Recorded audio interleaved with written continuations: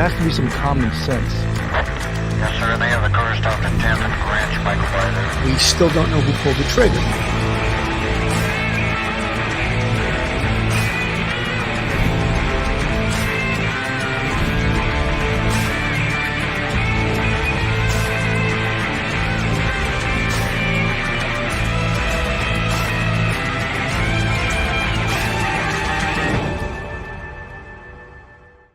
Hello, everyone, and welcome to Police Off the Cuff, Real Crime Stories. I'm your host, retired NYPD Sergeant Bill Cannon, a 27-year veteran of the NYPD. Great day for law enforcement in Pennsylvania. The apprehension, of course, of fugitive Danelo Cavalcante. Unwavering support for law enforcement during this, which would have been the 14th day of Danelo Cavalcante being at large. And I never, ever doubted that law enforcement was going to apprehend this person. I was hoping and praying that it would occur before he could do some damage, before he could hurt someone else. And he's the one that was out there breaking into homes, stealing a firearm. He's the one that was wanted for 2 murders, one in Brazil, one in the United States, sentenced to a life term and escaped. And many people out there and content creators, journalists, were all doubting the skill and the precision and the professionalism of law enforcement, because guess what? The public is spoiled by how good law enforcement is. And that's my humble opinion. Law enforcement, time and time again, apprehends these dangerous fugitives in a matter of hours, a matter of days. In this instance, for many reasons, it was not going to happen. However, they never wavered. That brilliant Lieutenant Colonel Bevins, who I say brilliant because he addressed the press. There he is. There's a picture of him in front of the firehouse addressing the press. And he was such a consummate professional that he never wavered off his standards, off of his professionalism, answered all their stupid questions. Not all of them were stupid. Many of them were. And he answered them with diligence. He answered them with professionalism. And he answered them with a complete answer to his knowledge. Wouldn't release information that could potentially hurt the case, but a brilliant man, and he was the one running this investigation.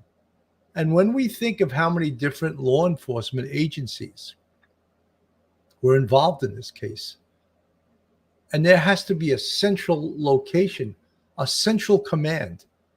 There was the FBI, there was the DEA, there was ATF, there was the Pennsylvania State Police, there was the federal marshals, there was fugitive enforcement, local police, corrections, no doubt, since they were the cause of this. And I'll address that later on. If there is to be any changes, if there was anyone in this case that we could point the finger at as having competence issues, I would point it at corrections. Two escapes within 3 months, it's not okay. It's absolutely not okay for that to occur. Now, there's a picture on the screen of Danelo Cavalcante when he was first apprehended. Now, I'm going to read a little bit from the New York Times, give them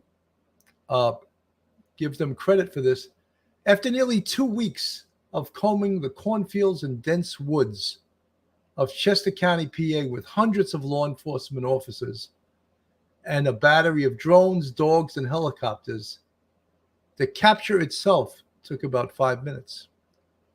A little after 8 a.m. on Wednesday, that's today's date, September 13th, in a densely wooded area of South Coventry Township, a team of officers quietly surrounded Danelo Cavalcante, who had broken out of Chester County Prison, where he was being held after he was convicted of murdering his former girlfriend. He was taken by surprise, officials said, as he tried to crawl away through the underbrush, but a search dog caught him. The subject is in custody, an officer radioed to dispatchers after 8:16 a.m. Confirmed subject is in custody. So that ended the manhunt that obviously unnerved the community all over Chester County, actually an affluent suburb of Philadelphia, and even rattled people back in Mr. Cavalcante's home country of Brazil, where he's wanted in connection with a 2017 killing. In the days after Mr. Cavalcante's escape from the jail on August 31st, and we know how he escaped, he crab walked up a wall. We've all seen that video. And then he pushed through razor wire on the top of the wall. And he did that through obviously pretty premeditation, because he had what appeared to be a towel secreted in the back of waistband area of his pants. And that enabled him to defeat the razor wire that was at the top of this wall. He eluded the search that included about 500 federal, state, and local officers. And again, he'd been spotted many times, and more than once, officers believed they'd hemmed him in, but they were only caught by surprise when he showed up somewhere else. We had confidence it was going to be Cavalcante Robert Clark, a supervisory deputy U.S. Marshal, said shortly after the capture. However, over the course of the past 14 days, we've had confidence at other times when we thought we were going to apprehend him. Officials believe that Cavalcante was in the area since Sunday morning when they found a delivery van he stole from a dairy farm and apparently abandoned when it ran out of gas. After more than a week of focusing on an area south of the county jail, the search moved about 30 miles to the north to a bucolic stretch of stone barns and thick woods south of Potsdam, Pennsylvania. Late Monday night, the search took on frightening new urgency after Mr. Cavalcante stole a .22 caliber rifle from an open garage not far from where the van was found. He fled with the gun as the homeowner fired at him with a pistol, and the search immediately intensified, focusing on an 8 to 10 square mile of woods and farmland. A little after midnight, a burglar alarm at a home within the perimeter was triggered, according to Lieutenant Colonel George Bivens of the Pennsylvania State Police. He said at a news briefing on Wednesday, search teams found nothing when they responded to the alarm, but they began combing the surrounding area. Around 1 a.m., Colonel Bivens said an aircraft operated by the Drug Enforcement Administration, one of the federal agencies involved in the search, picked up a nearby heat signature, an indication of something giving off more heat than its surroundings. The way it was moving, officials said, suggested that it was a person. Tactical teams began tracking the signal, but were stymied by a thunderstorm that rolled through the area overnight, forcing the aircraft to leave. Officers waited out the storm and resumed the search when the aircraft returned. When they closed in on Mr. Cavalcante, he still had the rifle, but he was arrested with no shots fired. Mr. Cavalcante had a minor bite wound from the search dog. Mr. Cavalcante's elusiveness over the previous 13 days had been unsettling and exhausting for the residents in the area, but officials said it was not entirely surprising. So, folks, there's no doubt that he was skilled. He had skills. He had some skills that enabled him to avoid the police, to avoid the capture. But just think of the people in this area, an affluent area south of Philadelphia. They had to be concerned. Could they sleep well at night, knowing that a convicted killer was roaming around, and now with a .22 caliber rifle? No, I don't. I think the answer to that is no, they could not. So this lent more urgency to the search, more urgency to the police. And believe me when I say there are a lot of heroes in this search and this apprehension. And one of them, of course, is Lieutenant Colonel George Bivens, who was the face of this investigation, the face of the Pennsylvania State Police. And I think we all need to take our hats off to Lieutenant Colonel George Bivens. Let me play a little bit of the press conference here, and this is Lieutenant Colonel George Bivens. Thank you, Governor. Thank you, Colonel. It is a true pleasure to stand here this morning and talk to all of you about bringing this manhunt to a successful conclusion, and without getting anyone else hurt, most importantly. None of this would be possible without the support of this team, represented by members of various agencies standing with us up here, by others standing throughout this fire hall, and by still more who are out there in the field. So let me give you a few details about how this unfolded. As you know, we have been working most recently in a perimeter established in northern Chester County. Last night, shortly after midnight, a series of events started to unfold. First, we had a burglar alarm at a residence near Prizer Road within the perimeter. Our people investigated that, did not find Cavalcante there or anyone else, but it started to bring some of our people into that area. We had been searching an area not far from there already with some tactical teams that night. There was an aircraft overhead utilizing FLIR technology, and close to 1 a.m. picked up a heat signal that they began to track. You know, folks, that part of it is just great. You know, on previous days, they have said that they had helicopters in the air, drones in the air, that had these same thermal imaging cameras that could spot a human being moving on the ground. But because of the temperature emanating from the ground, it more or less defeated the thermal imaging radar system that could spot a human being. And on this night, perhaps the weather was just perfect, and then they got thunderstorms and rain, and the fixed wing aircraft belonging to the DEA, that's the Drug Enforcement Administration, had probably GPS coordinates on the ground, spotting a human being moving, and they took that this was Danelo Cavalcante. Of course, what I would assume the pilot did was radio to ground units. These are the coordinates I have. I'm getting a thermal imaging signal, very potentially could be the perp, Danelo Cavalcante. So the plane needed to get on the ground because of the severe weather. However, ground units moved in at that point. Brilliant. And also, this sort of underlines how you have the cooperation of law enforcement, federal, state law enforcement, cooperating together, all to try to apprehend this fugitive.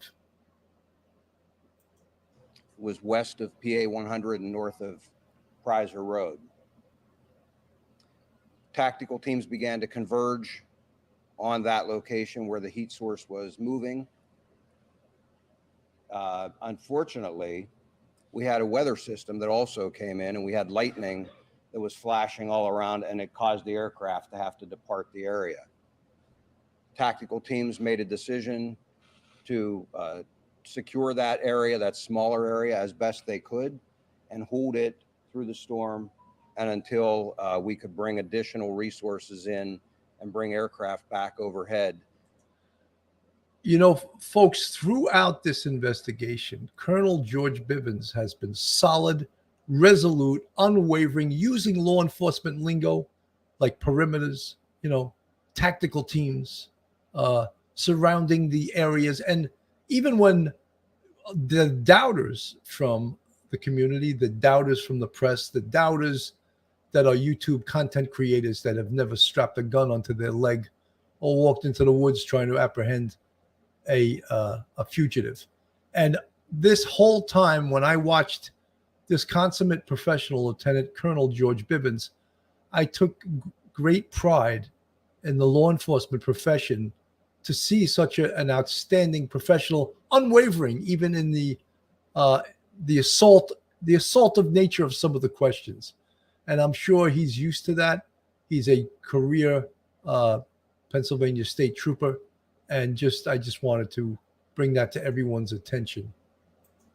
To ensure that we did not have an issue with an escape. That resumed early this morning. And shortly after 8 a.m., tactical teams converged on the area where the heat source was. They were able to move in very quietly. They had the element of surprise. Cavalcante did not realize he was surrounded until that had occurred. That did not stop him from trying to escape. He began to crawl through thick underbrush, taking his rifle with him as he went. One of the Customs and Border Control teams, BORTAC, had a dog with them. They released the dog. Some of our PSP CERT members were also there, had him surrounded. The dog subdued him, and team members from both of those teams immediately moved in. He continued to resist, but was... The dog that I'm putting on the screen, that is not the dog. That is one of the dogs they used during this operation. He was the dog that early on in this operation got heat stroke and was injured and had to go to the hospital. But I don't have a photo of the dog that they used to let loose on Danelo Cavalcante. If I did, I would put it up. But I thought it would be good to show one of these tactical dogs. And this is one. And again, he's not the dog that did this.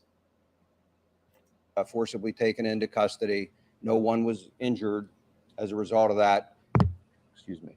He did sustain a minor bite wound. We had medical personnel at the scene, and they took a look at that. Cavalcante was, as I said, taken into custody. He was transported to our Avondale station for further processing and interview, and he will ultimately be transferred to a state correctional institute where he will be housed and begin to serve his life sentence. In just a few minutes, I'll open this up to some questions, but before I do that, I want to turn this over to one of our very close partners, District Attorney Deb Ryan. I know she would like to say a few words, and again, then we'll be happy to take your questions following that. Thank you, Lieutenant Colonel Bivens. Today is a great day here in Chester County. Our nightmare is finally over and the good guys won. We owe a debt of gratitude to all of the first responders for their tireless and dedicated efforts in bringing this fugitive to justice. They worked around the clock, and we are deeply grateful to all of them. Our community can finally regain its normalcy and breathe a collective sigh of relief. This would not have happened without the collaboration and efforts on behalf of a multitude of agencies.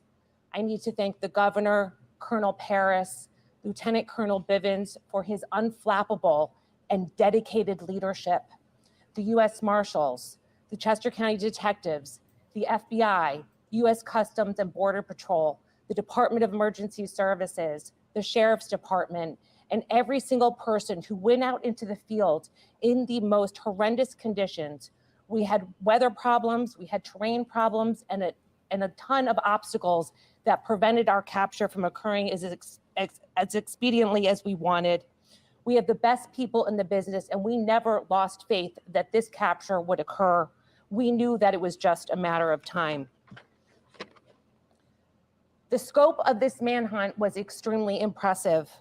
The brave men and women who went out there every single day are our heroes. And I am proud to be a part of this collective team of people who worked around the clock to bring this man to justice during this monumental challenge.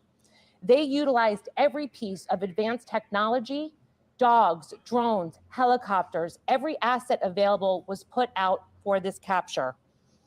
I can't express our gratitude deep enough to all of them and to the community for their support. We received dozens and dozens of donations, well wishes, and kind support from everyone in the community. And we thank this firehouse for housing us. We know we disrupted their lives for a while. One of the first calls we made upon learning about this capture was to the Brandow family. who, as you can imagine, have been living in a complete nightmare. They are so grateful to the men and women who helped with this capture. They can now finally sleep again. I can't thank law enforcement enough for their efforts. Thank you.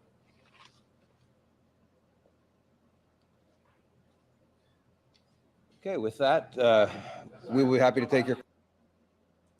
Folks, I'm not going to put you through all the questions. Victoria, thank you so much for the $10 super sticker. I'm so impressed and proud of these professional law enforcement officers and first responders. Kudos. Victoria, you're one of the first, not the first, but one of the people that I give my thumbs up to, because you realize, I think, how difficult that this endeavor was.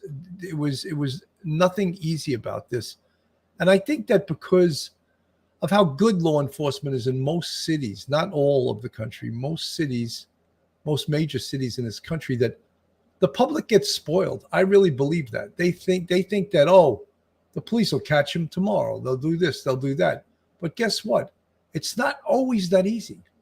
There was lots of problems with this search, of course, with the terrain, with the perpetrator himself, Danelo Cavalcante. He was skilled. He had survival skills. Where he learned these survival skills, perhaps in Brazil, perhaps he was in the service, I don't know. But he survived up into it the 14th day for 2 weeks out in the wild. How many of you look in the mirror, think you could do that? I don't know if I could do that. Survive for 14 days. Granted, he's breaking into homes. He's stealing food. He's changing his clothes. He's stealing the things that he needs. But moving at nighttime and laying low during the daytime, not anything that you can really take for granted. Here's the map I have on the screen. Just a little recap. He escaped from Chester County Prison on August 31st. Cavalcante stole a van near Longwood Gardens on September 9th.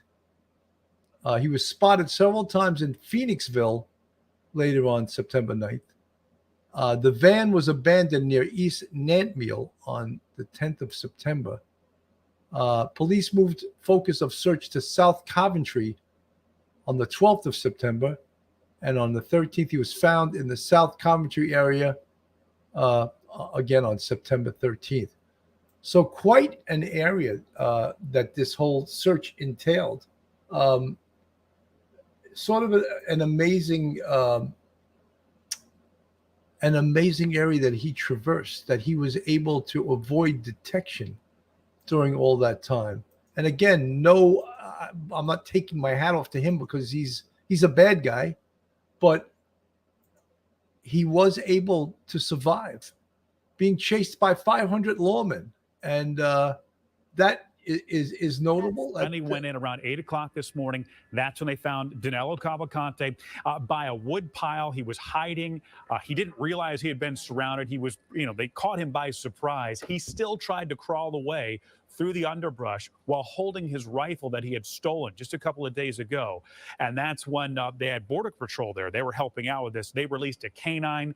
The canine got a hold of him, bit him. We saw a photograph of him bloodied up, his face bloody. They say it was not a serious wound, but that is eventually how they were able to apprehend Danelo Cavalcante on day 14. Yeah, and we did hear as he was sort of trying to continue to escape capture, crawling, making himself flat, he still had that stolen .22 caliber rifle with him, and we now have images of that. This is the rifle that he stole from a garage in that area. The homeowner actually saw him enter his garage. He was in there as well. Cavalcante grabbed this .22 caliber. You get a good look on the screen, a .22 caliber rifle with a scope. He stole that out of a garage. Apparently, it had a magazine inside it with 10 rounds, apparently. The homeowner fired numerous shots at him and I guess missed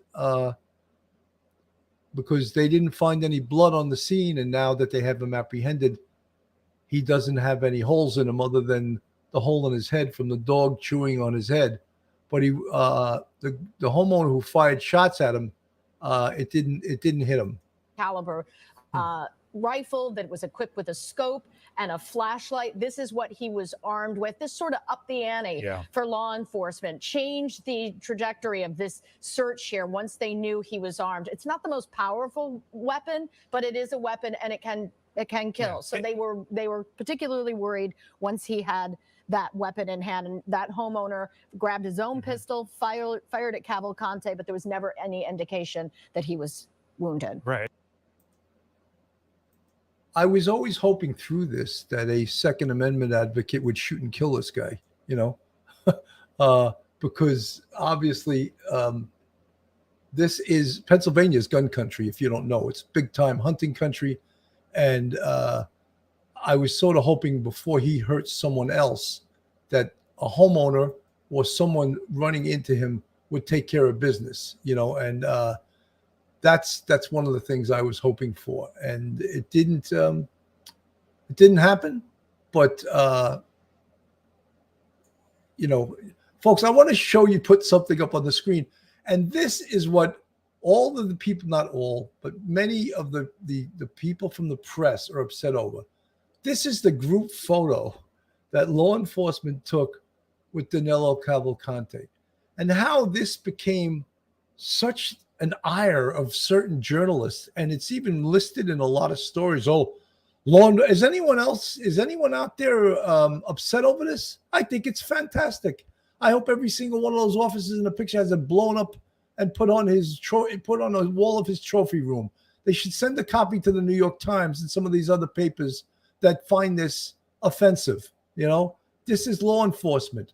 This is them celebrating, risking their lives for 2 weeks. This is them celebrating the capture of a fugitive. This is them celebrating the fact that this little mutt didn't kill anyone or injure anyone else. He's already wanted for 2 murders. So if the press has a problem with this, I don't know what to tell them. And you know what the amazing thing to me is that when some little weasel in the press conference from the press asked Lieutenant Colonel George Bivens, I understand that the officers took a photo op with Danelo Cavalcante.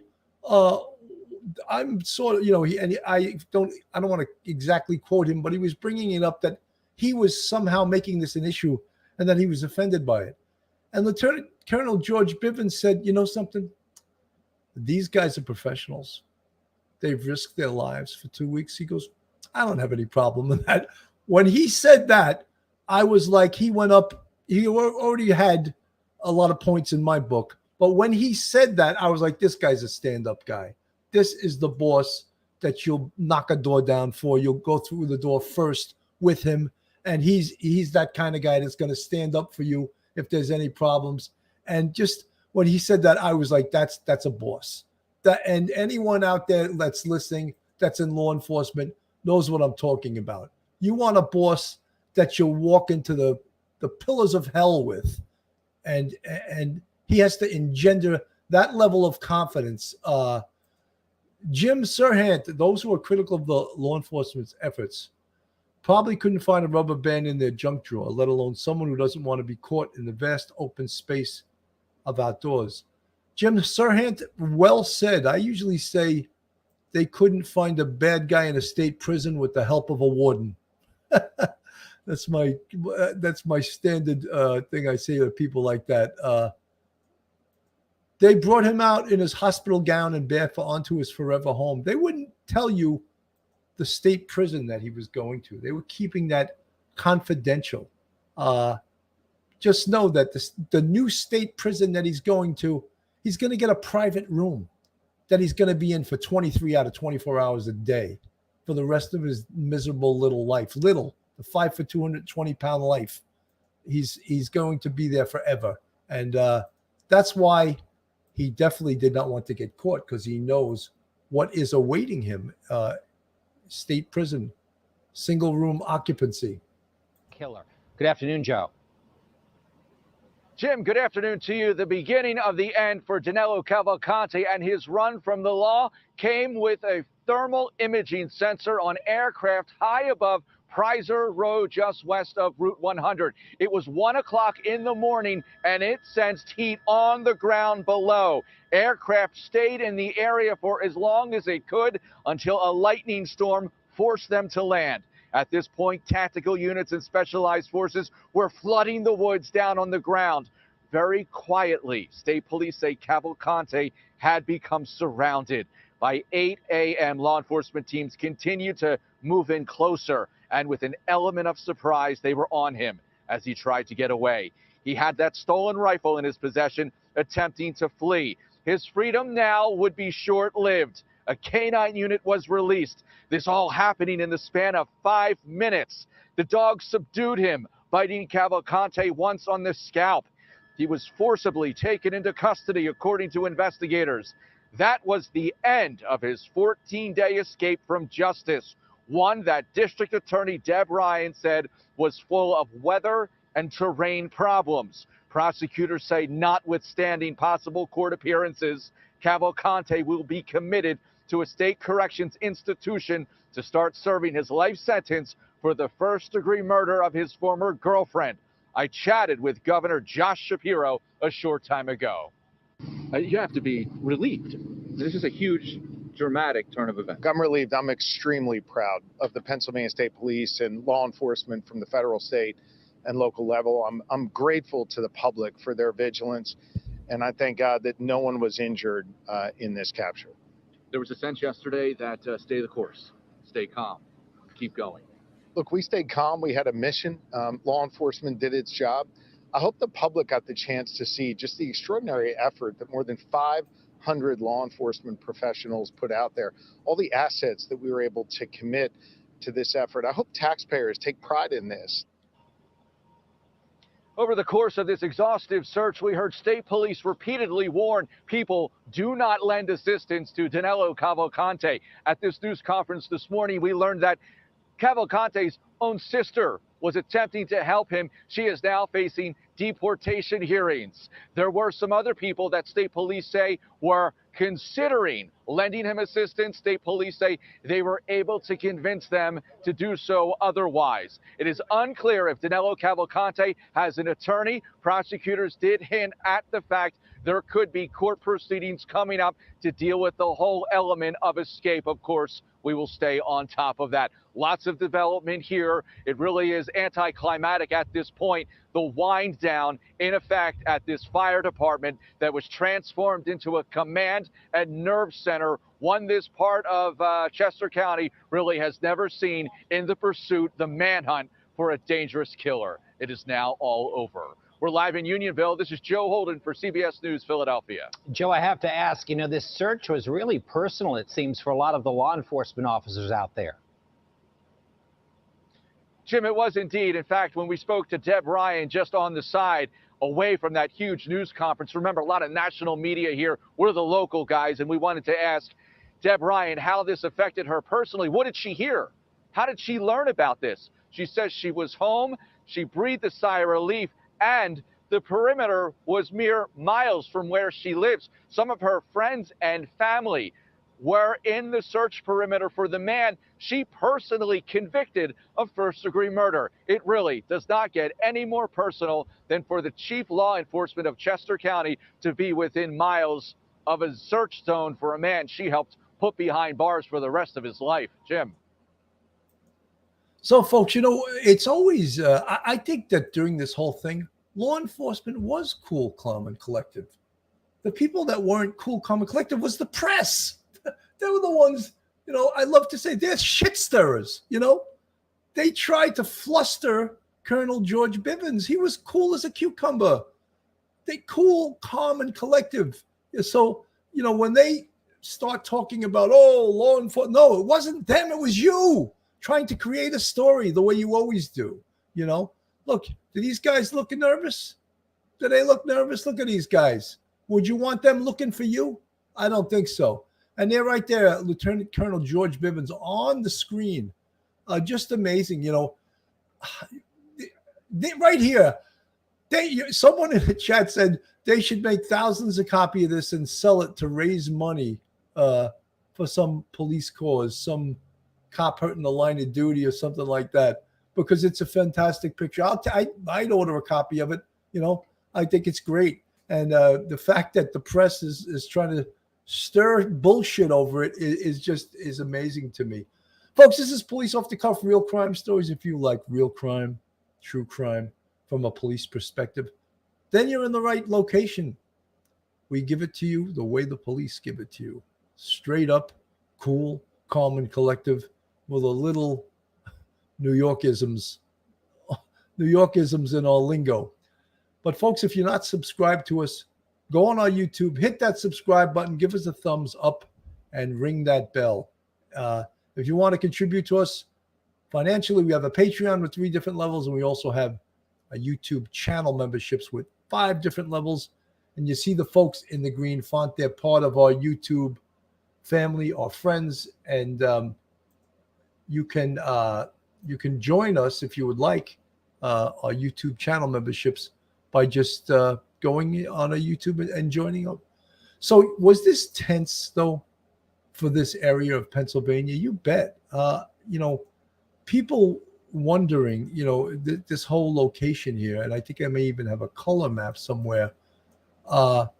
It seems like they had him locked down in a perimeter. The perimeter would change. There we go. There's a color map. He was moving. He was moving stealthily during the nighttime and locking down during the daytime. Thank God for technology and for trail cameras, which he was caught on numerous trail cameras over the course of this investigation. The press says now it's not all over. That's what the press never understands. One of the things that law enforcement does after a major search or major investigation like this is they do a critique on their work. And what did we do right? And what did we do wrong? So the next time this happens, they'll have this to look back upon. Oh, we tried this in this case, and we tried that in that case. There was no happenstance in the way they responded to this. There was clear tactics. There was a clear plan. You heard the word perimeter over and over and over again. You heard Lieutenant Colonel George Bivens address the press and cool and calm and collective, not the way they are. And they tried to fluster him. He refused to be flustered. And he just kept feeding them with professionalism and the way things are done and the way law enforcement conducts an investigation like this. I'm going to play a little more of this tape here. Grown used to hearing from law enforcement with updates each and every day. Yeah, NBC 10's Brian Sheehan was at the news conference announcing his capture. Brian, walk us through how this all went down.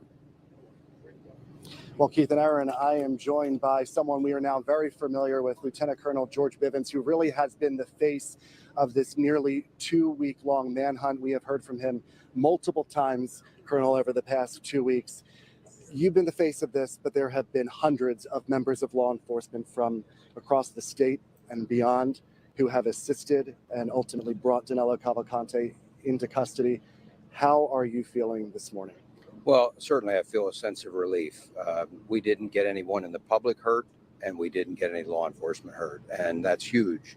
That's something that is always a major concern in any one of these kinds of operations, and so to successfully bring him into custody and have everyone safe, that's a real success. And walk me through this morning. Where were you? Were you here at the command post when you found out, and how did that transpire? I was here at the command post. Actually, we had been looking at all of the information from overnight. We were switching out some of the tactical teams and some of the people on the perimeters. We had started that earlier in the morning, and we were working through the planning for how we were going to approach this search that we knew we wanted to conduct this morning. We got everything into place. The teams did what they were asked to do and did an amazing job. And so in short order, we received word that they had him in custody today. So it just came together as we had hoped that it would this morning. That's not always the case, as you know, from the ups and downs of this manhunt over the past number of days. Fortunately, everything worked out just right this morning, and our team did a great job. I have to ask, you released the images of the ring camera from over the weekend where Cavalcante drastically changed his appearance.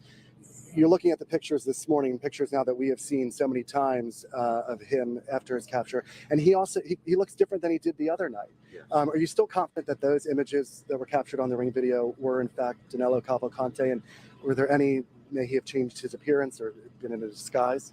No, we are confident that those images were him. He had an opportunity to clean up when he stole the vehicle, and so he looked different there. He then spent more time out in the woods, and I would remind you, he had no ability out there to clean up. He had no shelter, and so he looks worn. And I would expect that after spending additional days out there in the woods. And the canine played a crucial role this morning. It certainly did. Certainly allowed the team to quickly and safely take him into custody. He didn't have an opportunity to use the firearm, and we didn't need to use lethal force. Yeah, what was the decision that went into that? Because I know that was an order that could have been given, and he did have that rifle that he obtained. So how did that transpire where it didn't end in lethal force? Well, that's a decision that's made by those team members real time out there. They're out there on the scene. They're highly trained. They know what tools they have available to them, and they make those decisions split second in many cases about what the next step will be. In this case, they determined that the canine was the effective approach, and of course they always retain the ability to use lethal force, but they were able to do what they're trained to do, and that is try alternatives, and it worked. And this is going to be the last question for me, but while I ask this, Keith and Aaron, if you have any questions that you would like to ask Lieutenant Colonel Bivens, what happens next? Is there some sort of report? Is there what happens next from a state police perspective in terms of looking back on this investigation? Well, there are a number of things that occur. First of all, he's in custody at one of our stations right now. They will attempt to interview him. We'll attempt to gather additional information on the escape itself, on any actions that occurred post-escape and while he was on the run, so that that will factor into any decisions that we make about any other charges. So that will occur. He'll then be incarcerated at a state correctional institute where he'll begin serving his life sentence. And then from our perspective, we always look back at these kinds of major events, look for opportunities to improve, look for any deficiencies and any places that that we might be lacking a piece of equipment, we might be lacking some training, or any opportunities just to educate others within our agency on how to conduct this kind of an operation in the future. Lieutenant Colonel George Bivens, thank you very much for your time, sir, and many people of Pennsylvania, thankful and grateful for you and your team. Thank you very much. So there you go, Keith and Aaron. We'll send it back to you guys. Again, Lieutenant George Bivens, I don't think you could say any more about him. The consummate professional. I'm not just saying this now. I was saying this all the way through, that he was outstanding at his job. He was the voice of this investigation from the very beginning.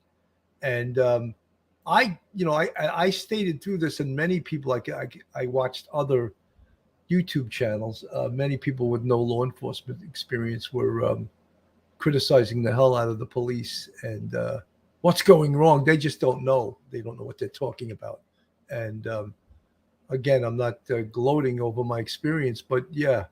And here we go. And again, folks, the picture of the dog on the screen is not the dog that caught Danelo Cavalcante. It's a dog. One of the dogs. This was the dog actually that was injured early on in the investigation, and got heat stroke, and they had to take the dog to the hospital. But just one of the, I compare it to when we worked response to the World Trade Center. They had all kinds of like cadaver dogs working on the pile on Ground Zero. And these dogs would spot or be able to find bodies in the pile of rubble. And many of them got hurt because the ground of all the steel and the glass and the broken concrete was not friendly for the paws of a dog. So they had to get them these little, call them the World Trade Center booties. They put these little booties on the dog so that their paws wouldn't get cut. But these dogs, again, highly trained, amazing. And, anyone that's ever worked anti-crime or patrol in any precinct throughout this country, you know how effective canine is. The bad guys are terrified of dogs. And when you let that dog go, and a good dog handler knows how and what type of signals to give his dog, there's nothing like it. It's just incredible, and it's an incredible thing to watch. It's an incredible tool for law enforcement to have. And again, all of those things, we get back to, funding the police, not defunding the police. Canine units cost a lot of money. And in New York City, to apply for the canine unit, you have to own a home. And why is that? Because you have to have grounds that your dog, the canine that works for the city of New York and for you, that may save your life also, has grounds to run around on, that he's not just stuck in some apartment in the city. So these are special officers and these are special dogs. And again, it costs lots of money to have a canine unit. And not every police department has a canine unit. New York City does. I would think most of the major cities do. So yeah, it's an amazing thing. And look, as it turned out, the dog was instrumental in capturing this fugitive. This is some video of when he was first being transported from the scene back to the state police barracks. That big armored type vehicle in the lead, that is where he is contained. They didn't waste much time. Perhaps they may have given him some first aid for his bloody head that was opened up by the dog. But they didn't waste a lot of time. They got him inside that transport van, and they took him in. And they couldn't wait to actually get back to the press conference, which this is it. And I'm just going to play a little bit of the Pennsylvania governor. First and foremost, thank God there were no injuries to law enforcement or to the public. We obviously became deeply concerned after the suspect was able to steal a weapon. He was apprehended this morning with no shots fired. I want to say thank you to the dedicated law enforcement professionals from every level who each and every day go out of their homes, leave their families, leave their loved ones to keep us safe.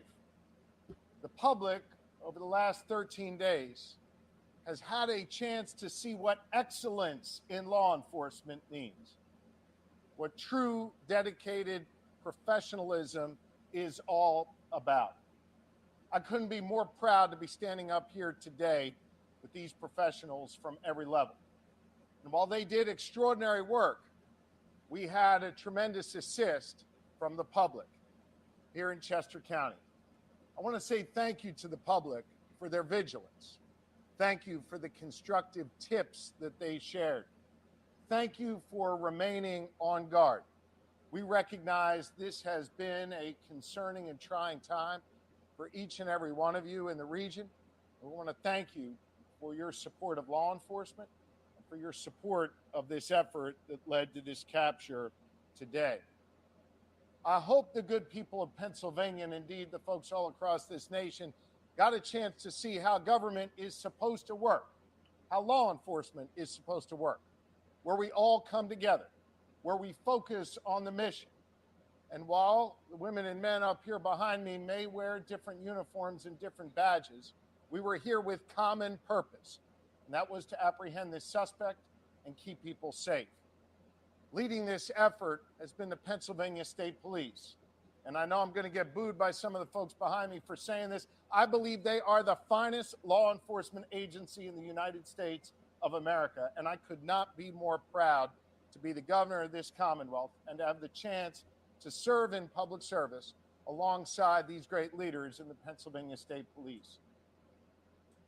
You cannot say enough about the Pennsylvania State Police. And for that matter, all of the police personnel that worked this case, they did an outstanding job. Someone in the chat just asked, how do I know that his head wound was caused by the dog biting him and not something else. Well, that's what is reported. If you look at this picture here, you can see the top of his head has an open wound. He was crawling in thick underbrush, and the dog was set upon him. So the dog bit him on the top of his head. So that's what was reported. I have no reason not to believe that that's what occurred. And tactically, that keeps everyone safe. The dog was able to take this guy down, and the dog was able to safely avoid a potential gunfight. And that's the beauty of canine units. This guy didn't have a chance to pull that rifle up and fire a shot at the dog or at the officers. The dog was on him so quickly that nothing could happen. I mean, he was taken down at that moment. Folks, this is what I was talking about. This is a news reporter, I guess, extremely upset about the photo op. I don't know why, but I just want to play this, and I hate to beat a dead horse, but this is amusing to me. I love it. Moment from Cavalcante's capture was a group photo of the search team with their captured prisoner. Pennsylvania State Police Lieutenant Colonel George Bivens was asked about this. He was asked if he thought the photo op was appropriate. Bivens responded with pride for his officers. There you have the beautiful photo. Again, we'll find out if we can order copies of it. I think many people in the chat, many people that are real crime, true crime fans would love to have a copy of that picture. We'll pay for it too. Let us know. I'm aware that there was a photo op that was taken out there. Those men and women worked amazingly hard through some very trying circumstances. They're proud of their work. I'm not bothered at all by the... Boom. That guy is amazing. All right. Here's a boss that stood up for his guys. He could have gotten some grief from it. He didn't care. He stood right up. He said, I have no problem with that. What's the big deal, basically, is what he was saying. I want to replay this because it's so important to the morale of law enforcement. Here's a lieutenant colonel in the state police standing next to the governor. He could have waffled. He could have did a tap dance. He did not. He stood up, resolute, stood tall. I'm not bothered at all by the fact that they took a photograph with him in custody. Again, they're proud of their work. They kept the community safe. I say thanks to them and good job. One member. I love it. I love it. I love it. I love it especially because these little weasels from the press would love to do nothing but make a big deal out of this. Oh, are they going to be disciplined? Oh, that was so horrible. Oh my God. He had a wound from the dog biting him on his head. Oh my Lord. Shut up. It's like, and in essence, the Lieutenant Colonel Bivens is a lot, he's a lot more politically correct than me, but he's aces in my book. Jim Serhant, in my opinion, the first escapee and in this loser were working together. The first escape was a practice run, so to speak, to gauge response and ease of escape. I have no doubt Department of Corrections was watching everything. Oh, you mean Danelo Cavalcante was watching it. Look, there's a possibility. People in prison talk to each other. They do things. They copy what each other do. The dog was a Belenese Malinois. Spelling is not right, I'm sure, but he was not a shepherd. He was a Malinois. Is it a Malinois? I'm not sure, but I don't know. How you got that information. If that's the case, that's great. If I had a picture of that dog, I would put it on the screen. Kelly Fitzgerald, while the real victim's family lived in torment for the last several years, and especially the last 14 days, but the Bleeding Heart Press was worried about a murderer's feelings, says all I need to know. Kelly Fitzgerald, you have my heart. That's exactly what I think. Like the press has nothing better to focus on. They want to be negative with law enforcement. Really? Is that what your goal is? I mean, just so pathetic that that's what they were focusing on. pathetic, just absolutely pathetic.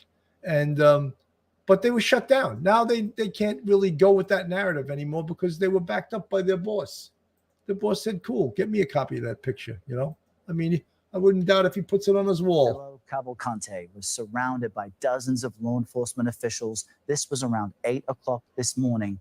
He escaped prison, as you know, 14 days ago. There have been multiple sightings in the days that followed. Police say at one point he stole a vehicle and a rifle.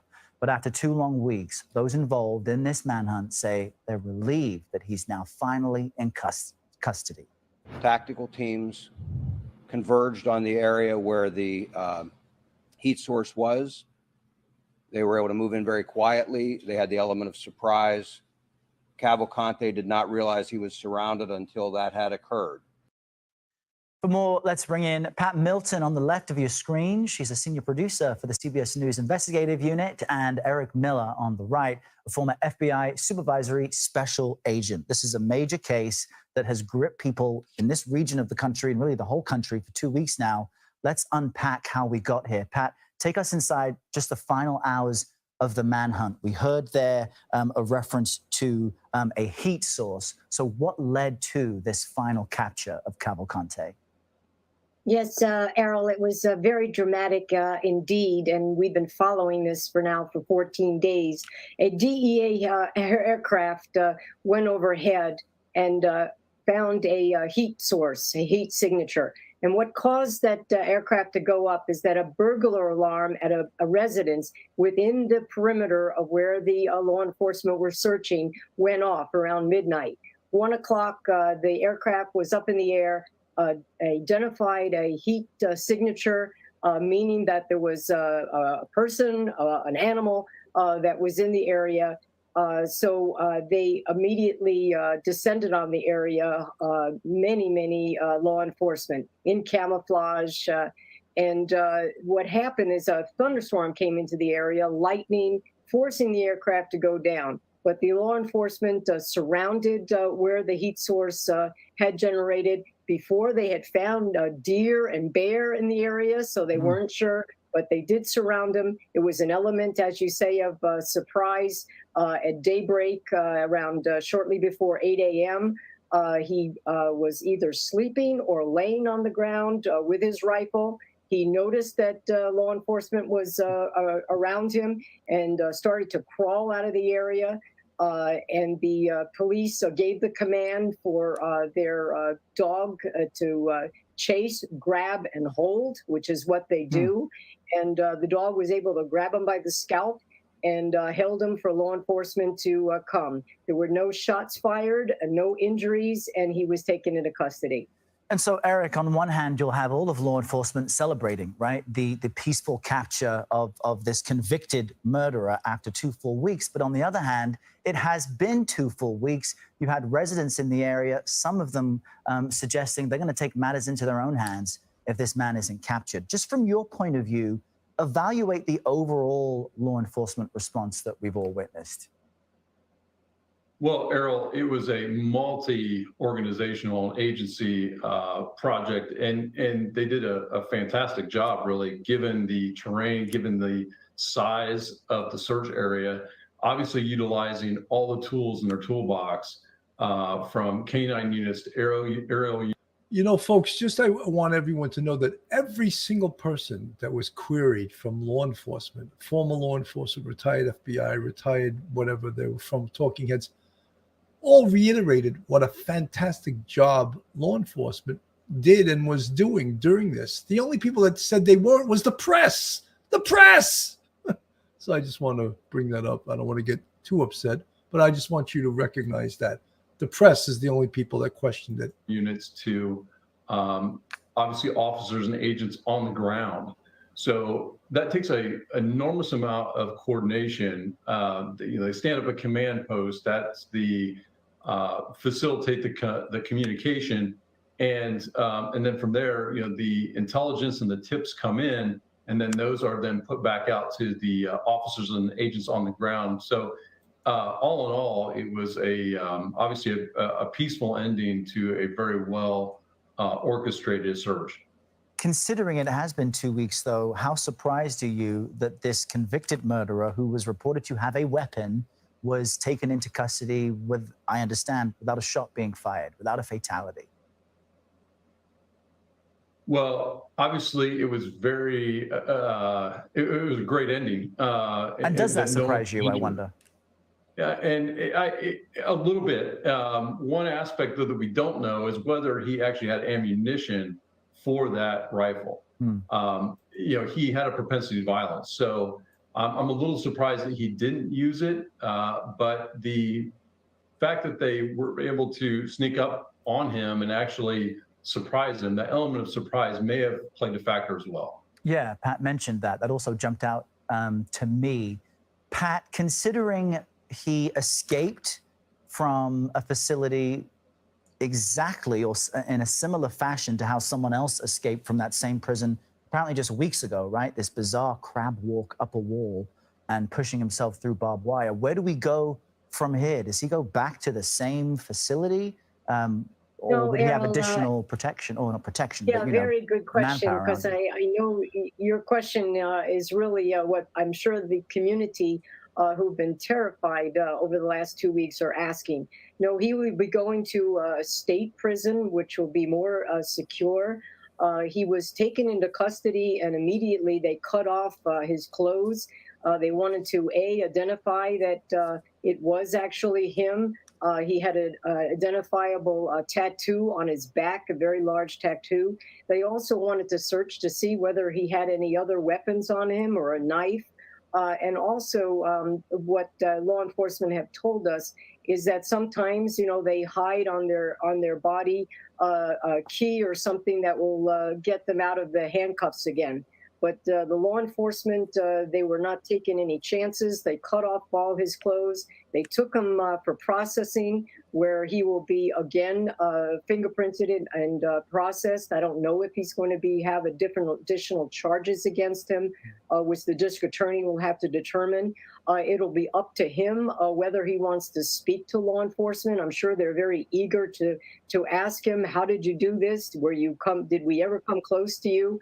But that's up to him. I'm sure he'll have an attorney, even a court-appointed attorney. So it's up to him whether he wants to speak or not.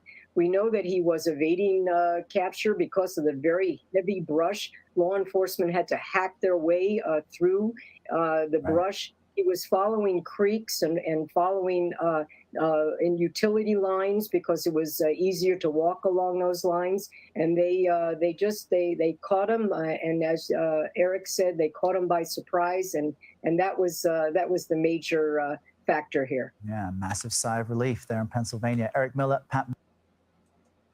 So, folks, the investigation continues. Of course, they would like to know what he did while he was out there. Who helped him? How did he specifically get out of that prison? I think that the lookout, I'm sure, has already been identified and his involvement has been addressed.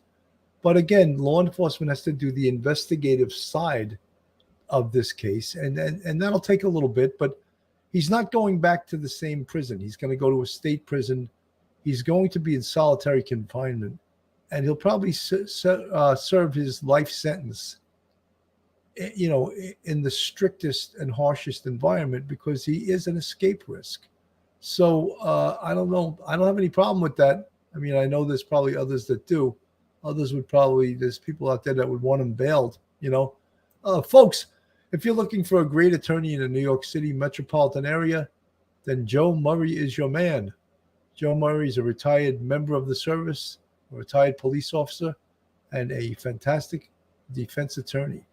You can reach Joe on his cell at 718-514-3855. Email him at joe@jmurray-law.com, or go on his website, jmurray-law.com. Joe is also a huge supporter of the Police Off the Cuff podcast, and we appreciate everything that he has done for the show. Folks, again, if you're new to this show, Police Off the Cuff, put a 2 in the chat. Put all you folks that are brand new. I've seen some new names in the chat that I don't recognize. And all you 2s in the chat, what you should be doing, of course, since I identified you, is you should be subscribing to Police Off the Cuff Real Crime Stories and become part of the family, of the Police Off the Cuff family, by subscribing to us on YouTube. Folks, so that's about it. I thought that, when this came in earlier in the day, I went live then, but I wanted to, once the smoke had cleared, once we knew a lot more, some more facts and circumstances about this case, I wanted to do a more little relaxed show. And I also wanted to, I sort of wanted to gloat in this photograph that I have on the screen, what the press is describing as the photo op that they're so upset about. I don't know if anyone from the press will sleep tonight. They're so, my God, they're so upset. You think they'll sleep with tears on their pillow? I don't know. Whatever it is, I'm being a little sarcastic. Anyway, folks, that's our show for this afternoon. I want to thank everyone for tuning in. And look, kudos to law enforcement. Kudos to the Pennsylvania State Police. Kudos to all the federal agencies that assisted in this manhunt. You did a fantastic job. God bless. And Police Off the Cuff, Real Crime Stories, Bill Cannon. We'll see you again real soon. One episode just ain't enough.